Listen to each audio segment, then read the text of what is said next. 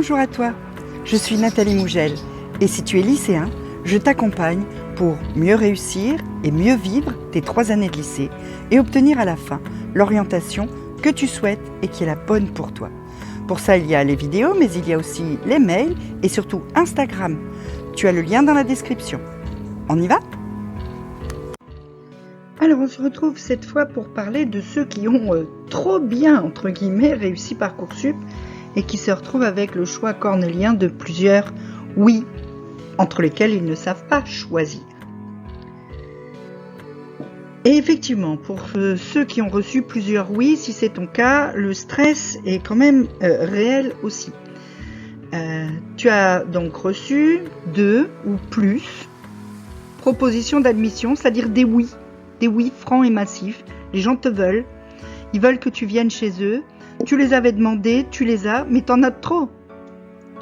Et c'est des formations qui t'intéressent, et du coup tu sais pas laquelle choisir, parce que au 7 juin, 23h59, il va falloir que tu en aies choisi une, tu ne peux garder qu'un seul oui.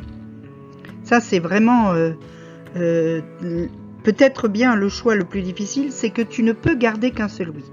Alors comment faire le bon choix ? Quels vont être pour toi les bons ou les mauvais critères de choix entre ces différents oui ?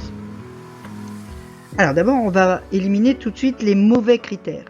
Les choses qui ne doivent pas être déterminantes pour toi dans le choix entre A et B, qui t'ont tous les deux dit oui, où tu voulais aller pour les deux, plus ou moins, et entre lesquels tu ne sais pas choisir. Alors d'abord, tu ne dois pas choisir en fonction de ce que font tes copains. C'est pas parce que ton meilleur copain il a pris la prépa à Paris que toi tu dois faire pareil.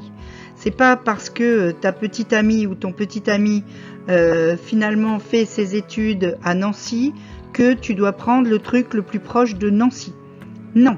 Si ces personnes-là sont des personnes qui veulent rester dans ta vie, vous allez tous les deux savoir comment faire, même si vous êtes éloignés, pour rester chacun dans la vie de l'autre.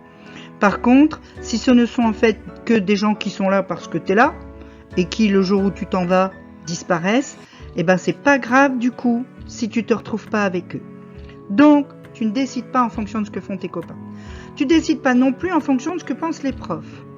D'abord parce que, et moi je suis prof, donc je peux te le dire, hein, on a bien souvent une idée tronquée de ce que sont les formations, une idée tronquée de ce qu'elles peuvent apporter plus tard, parce qu'on n'a pas forcément des renseignements à jour, parce que les gens qui nous ont donné les renseignements sont pas forcément objectifs, et puis parce qu'on a cette espèce d'ego de prof qui fait qu'on voudrait que nos élèves aillent toujours dans les trucs les mieux. Donc, laisse tomber. Ne fais pas non plus quelque chose uniquement parce que c'est ce que veulent tes parents. Évidemment, là par contre, tes parents vont être partie prenante dans ton choix. Parce que d'abord, c'est eux qui payent. Hein, et puis ensuite, parce que cela, tu peux pas dire si ils sortent de ma vie, c'est pas grave. Donc, tu vas devoir tenir compte de la vie de tes parents. C'est évident. Mais cet avis, tu dois le prendre dans un dialogue et tu dois le prendre comme un conseil, mais pas comme un ordre, parce que c'est ta vie. D'accord ? Ensuite, tu ne peux pas non plus choisir en fonction de la réputation de la formation sur Internet. On s'en fiche en fait de la réputation de la formation sur Internet parce que ce qui compte, c'est toi. Qu'est-ce que tu veux ? Que les autres aient été contents ou pas contents, c'est une chose. Mais les raisons pour lesquelles ils ont été contents ou pas contents de cette formation peuvent ne pas, en fait, avoir d'incidence dans ta vie à toi, ne pas te correspondre. Et dernier critère, qui n'est pas un bon critère, c'est faire ce qui pourrait flatter ton ego. C'est-à-dire choisir la prépa machin parce que pendant 3 jours, tu vas pouvoir dire à tes potes ah, « moi j'ai été pris à la prépa machin hein ». Parce qu'après, il va falloir que tu assumes pendant 10 ans ou pendant 40 ans. Hein. Donc, tes 2 jours d'ego, là, il faut que tu les oublies et que tu choisisses sur des bons critères. Les bons critères, c'est quoi ? Tu peux d'abord commencer par regarder attentivement les cours et les programmes des 2 formations ou des 3 formations. On va tabler sur 2 là pour que ce soit plus simple, mais les 2 formations qui t'ont dit oui. tu regardes bien combien il y a d'heures de cours, quels sont les cours qui sont proposés, quels sont les programmes de ces cours, première année, deuxième année, etc. Prends en compte aussi les possibilités que cette formation t'offre d'aller pour un temps étudier à l'étranger, parce que ça c'est un vrai plus dans un CV aujourd'hui. Quelqu'un qui n'est pas allé à l'étranger, aujourd'hui ça manque sur un CV. La possibilité d'avoir des cours en anglais aussi, parce que malgré tout, quoi qu'on dise, eh bien, dans beaucoup de matières, les publications sont en anglais, les colloques sont en anglais, etc. Donc, te donner l'occasion d'entendre et de travailler en anglais dans ton domaine, c'est un plus aussi. Regarde bien le diplôme qui est délivré et la valeur de ce diplôme. Est-ce que c'est un diplôme qui va avoir une valeur pas universelle, mais au moins internationale, c'est-à-dire est-ce que c'est quelque chose qui rentre dans le cursus bachelor, master, etc. Regarde aussi parce que parfois il y a des écoles, notamment dans les écoles de commerce, qui semblent équivalentes et pourtant dans l'une au bout de 4 ans tu as un bachelor, dans l'autre au bout de 4 ans tu as un master.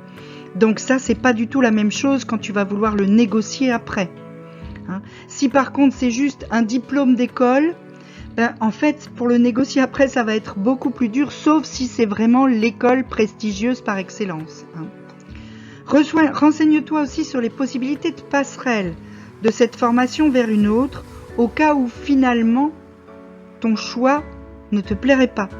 C'est possible que, vu de l'extérieur, quelque chose t'attire énormément et que finalement, une fois que tu es dedans, tu es déçu. Donc regarde s'il y a des possibilités de passerelle. Tu peux aller voir ça sur les forums d'étudiants, tu peux aller voir ça directement sur le site, etc. Renseigne-toi là-dessus, c'est important. Et puis surtout, il faut que tu réfléchisses par rapport à toi-même. Et là, il y a 2 choses qui peuvent t'aider. Réfléchis d'abord aux sacrifices que tu vas devoir faire pour faire une formation ou l'autre et demande-toi si tu es prêt à faire ces sacrifices. À partir loin de chez toi ou pas, à travailler toute la journée et toute la nuit ou pas, à te retrouver dans un logement de type internat, si tu es quelqu'un de très solitaire et tout, ça va être compliqué pour toi. Combien ça coûte? Est-ce que soit toi, soit tes parents pouvaient assumer le coût de cette école, etc. C'est-à-dire que chaque choix que tu vas faire va te demander des sacrifices, pas les mêmes. Donc, demande-toi quel sacrifice tu es prêt à faire pour voir dans quelle formation tu peux entrer ou pas. Et puis, un truc qui marche super bien, c'est d'utiliser ton intuition pour voir dans quelle formation tu te sentirais le mieux. Et pour ça, il y a un système très simple. Tu t'assois, tu fermes les yeux et tu utilises la visualisation. Et tu te visualises d'abord arriver et être dans cette école avec tout ce que tu as pu retrouver sur Internet sur cette école. Tu y es, tu arrives le premier jour, etc. Est-ce que ton cœur se serre ou est-ce qu'au contraire ton cœur s'ouvre? Est-ce que d'un seul coup tu te sens bien ou est-ce que tu as des sueurs froides? Tu te dis, oh, fou, difficile. Hein. Si tu es dans le premier cas, si ton cœur s'ouvre, si tu te dis, oh, c'est là que je veux être, je suis là et c'est là ma place, eh ben vas-y, tu fonces. Si par contre, à l'idée de te retrouver dans cette école, dans cet environnement, dans ce logement, c'est-à-dire tout ce qui va avec l'école, hein, si au moment où tu t'imagines dedans, tu as ton cœur qui se serre, tu as la goutte de sueur au front, peut-être il faut que tu y réfléchisses encore un peu. Parce que peut-être bien que c'est pas ce que tu ressens à l'intérieur de toi, au plus fond de toi, qui est bon pour toi. Et fais-le parce que ça marche vraiment. Alors, de toute façon, je pense que le plus important, c'est de prendre la décision en fonction de toi et pas en fonction de facteurs extérieurs. Si par exemple, tu es pris dans une prépa super prestigieuse à Paris, tu es pris à Louis-le-Grand ou je sais pas quoi, et en fait, tu avais mis ce vœu juste pour faire plaisir à quelqu'un d'autre, un prof, un parent, etc. Ou pour te faire plaisir à ton ego. Tiens, je veux voir si je serais pris.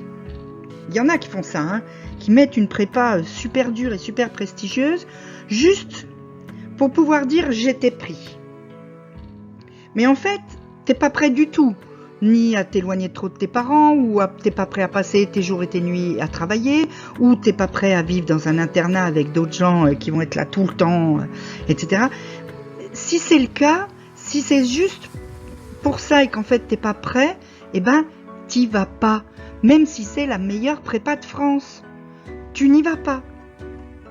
Par contre, si à côté de ça, t'es pris dans une autre formation qui est moins bien cotée, mais que quand t'as vu le oui sur Parcoursup, ton cœur a fait un bond là, il a raté un clic parce que t'étais tellement content d'être pris.